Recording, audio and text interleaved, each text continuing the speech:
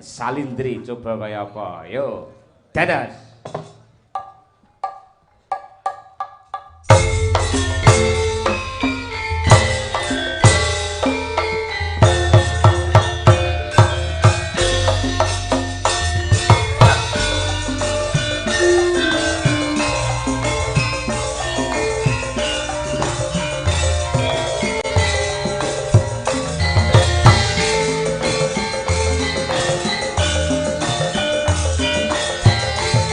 Awas.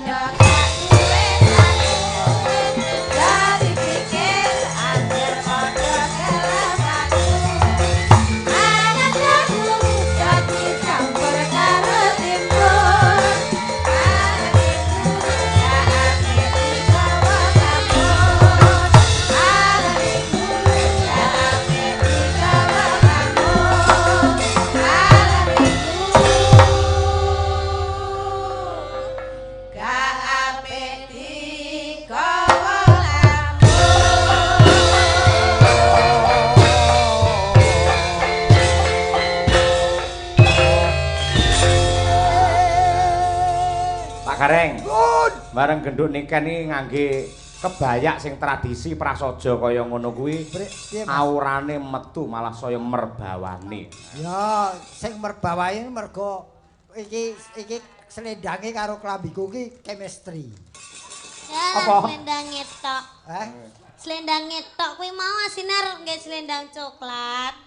Berhubung aku ngerti nek sampean ki mau nggih bayah sampean nggih klambine iki merah marun, jadi aku menyesuaikan selendangku tok. Lah selendang lah sebagai pengikat antara dirimu dan diriku. Wah. Pengikat sebagai apa itu? Yo, sebagai kakek dan putu. Oh iya. Iya. Ya ora nesu ancen kenyataan. Oh iya. Aku nglenggono karo kahanan sing ana. Waduh. Nek wancane ya iki sak tingkate putuku. Bener no. No, wong bocah iki ya lagi umur pira ya nduk ning awakmu wis lemu-lemu to. Iki wis kuru lho. Kowe ngene lho, kepengin kuru iki gampang. Nyapa? Nyenengono calanan sing ora seneng karo kowe. Kak. Kuru. Mah. Ana ora? Renek. Raja Mala kae. Duh, akeh lho sing ngantri. Lho kowe iki minyak apa piye kok antri? Ya akeh sing do pengen cedak karo aku tapi kan yo kabeh tak ora tak seleksi ya, tak tolaki kabeh Pade. Wah, sebabnya apa, Nduk? Apa sebabnya? Aku wong polisi nyenengi aku moh. Terus Dalang nyenengi aku moh. bener yen dalang nyenengi kowe ra entuk kowe. Bener tak jawab. Setuju ta? Mergane bojone akeh biasane. Bener. Oh, buktine aku ya mung siji no ya. Mergo kepepet. Ayo terus. Terus nomor 3 enek dokter nyenengi aku moh. Lah sebabnya? Sebabnya sik cilik urung wayahe. Selek wis wayahe. Dadi kabeh mau alasane mergo umurmu urung nyandak. Heeh. Oh. Ya paling ya 5 tahun kas lah. Waduh ya wis mundur weh, cah. Lah ngopo? Lagi kanca-kancamu ana sing naksir 5 tahun. Cinta itu ya, wane kok 5 tahun, 10 tahun itu akan sabar menanti. Lagi kangge mbuktekke wong cinta utawa ora, ya kudu ngenteni ngono kuwi. Lah grubyak ngene malah sosok ndang bar. Sik to nyawane iso bertahan sehate iki lho. Loh, engko entuk 5 tahun, engka 10 tahun, engka entuk kowe mung kari teolah. ya golek liyane. Oh ngono, ora kudu kuwi. Ora kudu kuwi, wong lanange akeh. Tipene wong lanang sing dadi kriteriamu ki apa? Sing ngireng. Wis poin siji. Ayo. Sing ngireng, Cilik. brewoken. Oh, Terus ora cilik. brewokan iki. Ya dhuwur, gedhe dhuwur, awake mentek ngono kae. Lah kono mau jero ana. Wih, Wan Purba ya. Manusia purba. Ya ora ngono kuwi. Pas ngene lho, Chan. Gah manusia. Ning sama sekali enggak ada ya terbersit pikiran jenengan iki. Sok aku pengen dadi bojone dalang. Ora ya, Nduk. Nggih. Mboten ngertos. Nggih. Ya, ndak ya. Enggak. Ya semoga kan jodoh di tangan Tuhan. Betul. Bosok jodohku dalang, poso apa PLN, apa tukang son, apa kan ya ndak ngerti. Iya. Aja tukang son. Loh, Lah, kan jodoh nggak ada yang tahu. Dadi tukang son iki jadi plorat-plorotke wae kowe. Lah tukang Apane? PLN. Lagi nang ngene iki. Lah PLN. Apane? Tukang PLN iki. Oleh ora kuwi? Aja. Nyapa? Munggah mudhun, voltasene munggah mudhun. Yen pas karep munggah, yen ora karep voltasene mudhun. Wah iya.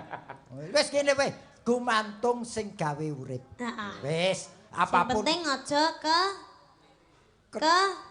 susu. ke susu. Wis, santai wae, jalani hidup dengan apa adanya. Jangan apa adanya. Temengi saiki kan nganu to adanya apa Pate. Fokus kerja dulu. Betul. Wis dia cita-cita apa, Nduk? Lumpukne duit. Njik nggo apa? Cita-citamu apa? Ki mbok Cita-citaku. akeh sing do ngerti cita-citamu apa. Wong kowe ning tanah suci wis kelakon. Cita-citaku pengen jadi orang kaya. Lah yo wis to, Nduk. Loh, yang namanya kaya itu harus bisa beli helikopter. Saya belum bisa beli helikopter. Lah mbok omong mau sing dodol kono ya ana lho. Wis plastik Lah, ya. ora ngono kuwi. Mabure gur semene tapi. Ora ngono kuwi. Ya ya ora apa. Bercita-citalah setinggi langit. Biar itu merangsang hidupmu untuk selalu aktif mencari rezeki yang Pokok halal. prinsip saya itu hanya satu. Apa, Nduk? Bekerja kelaslah sampai kamu itu belanja tidak memandang harga. Oh, gampang. Carane? Ora usah mandang harga to. Oh, Gampang. gampang. Gampang terus lek enteke puluhan juta terus piye? Loh, Lek ra duwe dhuwit, ayo. akhir kowe iki rono nggo kacamata ireng lak wis ora ketok. Lah terus masalah totalane piye? Lho tetep bayar. Lah sing bayar sapa nek nganti ora sugih? Ya kowe dhewe masa aku dudu bojone kok bayari. Lah iya kan makane bekerja keras lah. Tapi betul, bercita-cita setinggi langit dadi apa wae ora masalah sing penting positif ora nerak hukum agama lan negara. Ya, Wis ngono ya. betul. Apa cek entuk judo wong sing gemati, wong sing iso ngomong kowe njaba Amin. jero. Amin. Ora sugih ora apa-apa, sing penting setia. Nah, Kandhane bener. Terus yang penting nih anu, Nduk, romantis. Romantis itu tidak memandang umur. Alah kadang romantisnya lek ketemu Pak, lek ditinggal bojone ning ndi ngono wis PC liyane kadang. Biasane lho wong lanang iki romantis yen sing gender ki romantis rokok mangan gratis. Apa ora padha ndek bojo tarsan gandul terus. Lho lek bab iki kowe kudu nyontoh aku karo Bu Kesi nduk iki karo mbokmu. Aku ambek anake 4 ning tetep romantis. Lho wingi iki ning Grand Mall Solo tak gandeng tangane Bu Kesi. Ya. Ora tak gandeng setia kowe. Ora lek ora tak gandeng ku njukuki apa-apa ning kono ndak. Salah berarti. Hop. Tiwas atiku seneng, Pak. Tiwas aku wis bungah ngono lho. Ning endi-endi sampean arek aku romantis aku mbok gandeng tanganku. Tempone timbang mbok jak ning dian ngono ternyata ben aku ora njukuki dadan apa-apa ngono to. Kebangetan dalang sugih karo bojone cetil, Pak. Wong lanang bojo kok ngono ki apa ya?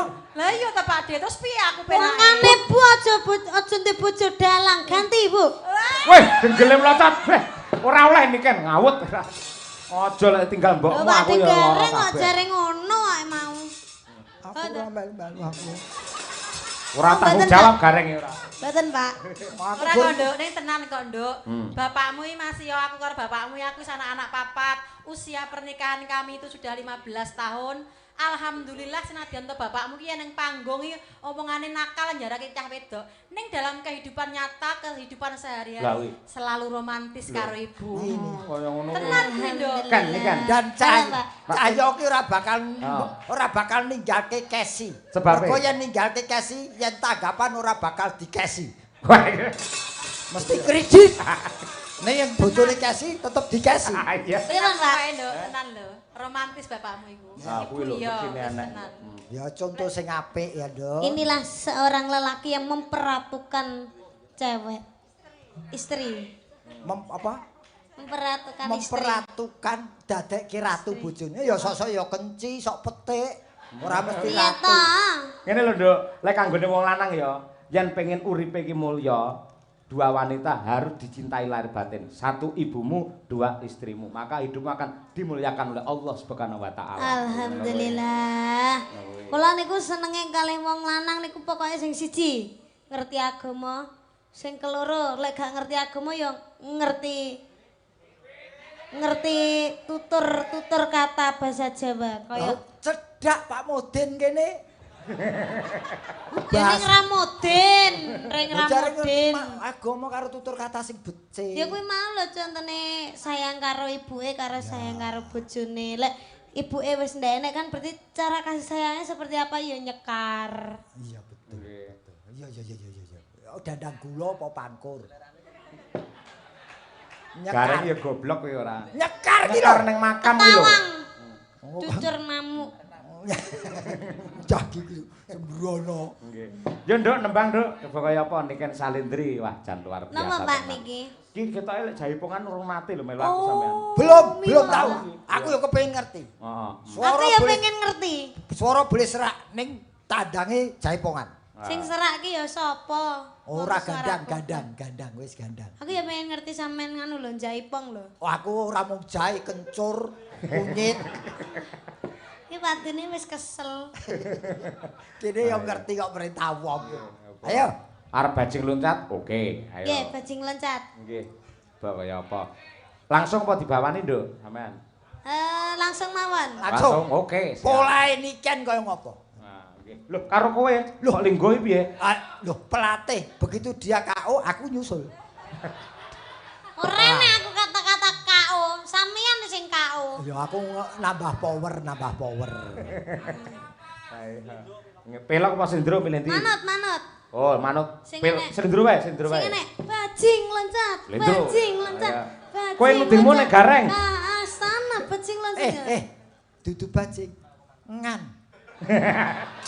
Lha nyapa sampean ngomong ngono iki? Lah kowe wong dudet bajing kok aku. Ora ya kurang duding sampean. Lah iki kene mau. Lah kok nyanyi ngene-ngene kok ngepasne nada mosok yo ngetak Tak ngene. pindah kene.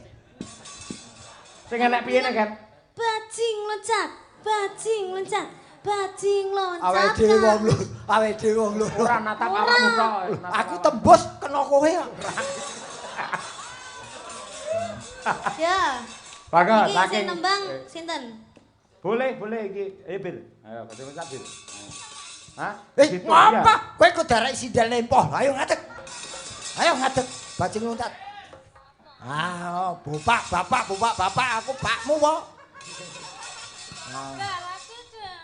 Ayo, kene ngimbangi nikan sing. Kene bae. Aduh. Ayo, wae blokingnya apik ista dhuwur ista ngisor. Ayo. Nggih. Yo, bajing loncat. Yuk, saking balungan dados. Hoi.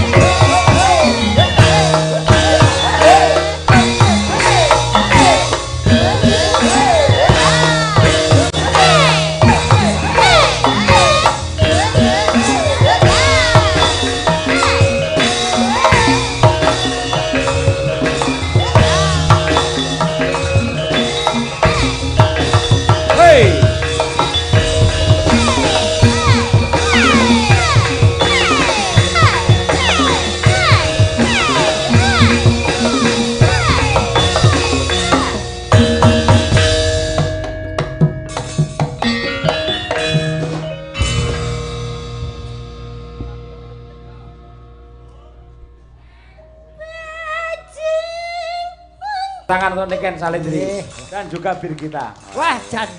Iki diarani mau tembungku orang guang babar blas.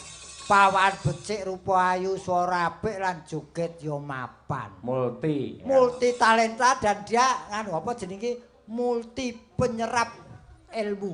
Multifungsi. Multifungsi iki lho. Aku rebananan iso. Iya. Selawat iso. Jineman langgam bobo iso. Lah iya tegese. Dangdutan iso, senam aerobik iso. Kuwi jaipongan iso, nari iso. Ya kuwi multi talenta ora multi apa mau fungsi. Multifungsi kaya kunci pas wae. Aku benane lampu yo iso. Oh kuli. Ndak apa-apa, semua pekerjaan harus bisa. Jangan sok merintah orang. Kalau merintah orang pun kamu sebetulnya juga bisa. Iya. Nanti takoni yen kaya iki mau sapa-sapa nemplek lho. Iya. Sapa-sapa nemplek ning Niken jane. Piye maksudnya? Saya bukan murahan loh. Lho, enggak maksude kuwi ngelmune sapa-sapa nemplek mlebu nyang kowe. Oh, dadi aku ki kaya nyedot sinyale wong ngono ya. Hukume halal. Ning panggung pertunjukan sapa niru sapa hukume halal, waton bertanggung jawab. Apa dengan yang ditiru? Iya. Ki tak kandhani kowe. Mula di nganu. Lho jane ya padha to Mas Gareng karo jenengan. Sampeyan yo multi talenta lho sampeyan. Lho iki ngerti. Joget apik. Iki nembang bergas. Iki puisi ya apik. Iki nyopet. Ngerti dhewe wong entuk-entukane tak bagi karo dhewe.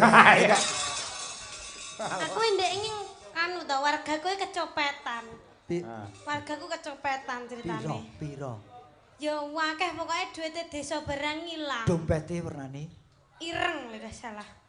Sing wingi. Iya to, nek Lah kontrole iki kok kaya copet iki. tertangkap CCTV nek tuyul kliwar-kliwir. Gek wong iki wajah iki putih kabeh ngono. Heeh. Terus mburine nek buntute. Tapi wajahnya putih.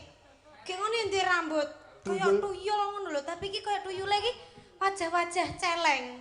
Waduh. Putih ngono. Putih. Bukan satu figur, dua figur. Aku tuyule mungkin celenge kono. Ya ora aku ora celeng, aku babi kok. Robot kowe kuwi ora. Lah iki masa wong tuyul gandengane karo celeng lho koyo. Tuyul nggere celeng. Kusik tuyul nggere celeng kok kurang gawean kok piye? Lah kan nyepete bareng-bareng. Babi ngepet ngono lho kok tulung kok celeng. Ning tenan takoni ya. Ya inilah ini warga aku ngerti prosesnya dari kecil kan wis kerep ketemu Niken. Iya, ket aku umur 4 tahun wis gandeng sampeyan. Ngene iki. Oh. Ya jaman sampean ket sik enom kae. Oh ya toh. Nah, saiki keklek to tuwek keklek arep ngene keklek. Wis sepuh. keriput kabeh ning wis semangate isih nom. Oh. Apa meneh yen ketemu iki kanca-kanca pradonga nom-nom ngene iki tambah nom, powere tambah. Saya anggar iki mau ketemu sing bangsa tuk tuk tuk tuk ngene. Sawi. Nggih. Alhamdulillah. Iki mau wis joget, saiki nembang ya, ya. Iya. Sing lagu kekinian lho. Hah? Lintang Aswaje. Kah? Lamunan. Wis. Bareng. Lestari. Pripun? Napa? Lestari napa lamunan? Mas Lestari lunga melu bojone. Ya, nggih. Apik lamunan. Oh, lamunan ya, Duk. Iya, lamunan. Ya wis sakarepmu lamunan. Nggih. Aku kangen lagu lamunane Madangkara. Iya. Aku yo kangen nduk. Ora tau metu lek sampean reneng ayo. Mangkane ngejak to, Pak? Hah? Ngejak mangkane. Ngejak sapa? Kula. Lah kowe omong apa jadwalmu rentepe kaya ngono. Oh iya, sok tanggal 11 kita ketemu lagi kan. Oh iya. Nang Nganjuk. Wah. Dagelane sinten, Pak? Rene dagelane. Oh, alhamdulillah. Muga-muga udan deres pangune. Tukane elek. Lah aku ora dijak kok. Lah encen sampean pas kuwi pas ketepaan jare sampean ra iso. Sing Pas ngomong opnem jare sampean telpone kae. kok sik to, wong loro kok direncana iki lho. Wong loro kok ditanggal. Nek rumah sakit itu rong karuan nek lara lho. Heeh. Cek darah iso, cek kolesterol ya. Tapi pas niku pas ditelepon Pak Garing Semarang tanggal 13 nggih. 11. Oh, tanggal 11 saged apa mboten? Wah, kula opnem niki ngono sampean kaya ngono. Piye delok iki. Ngene iki. Ayo kowe jago bupati ora tak pilih. Lho wilayah beda Kediri karo Semarang. Iya. Ora arep. Monggo lamunan oleh Niken Salindri. Yo. Ya joget yo. Bergas. Lamunan kok jogeti iki lho. Iso. Bisa to? Oh, piye to ora? Ayo, November. Noval. Ayo Nopal. Nggih. Yuk, Niken Salindri. Yo.